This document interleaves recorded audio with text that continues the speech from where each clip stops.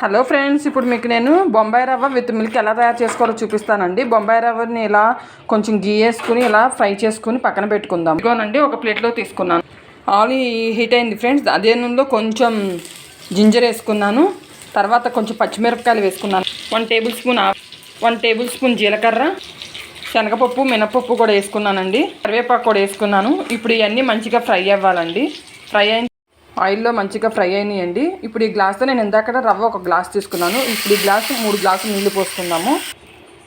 1 glass పాలు కూడా పోసుకున్నానండి. ఇప్పుడు సాల్ట్ వేసుకున్నాను. రుచి సరిపడా సాల్ట్ వేసుకుని ఒకసారి కదుపుకుందాము.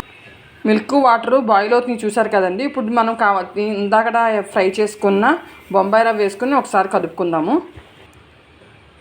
చూసారు కదండి, ఉప్మా ఉడికిపోయింది. వేడివేడి ఉప్మా సర్వింగ్ బౌల్లో సర్వ్ చేసుకోవటమేనండి.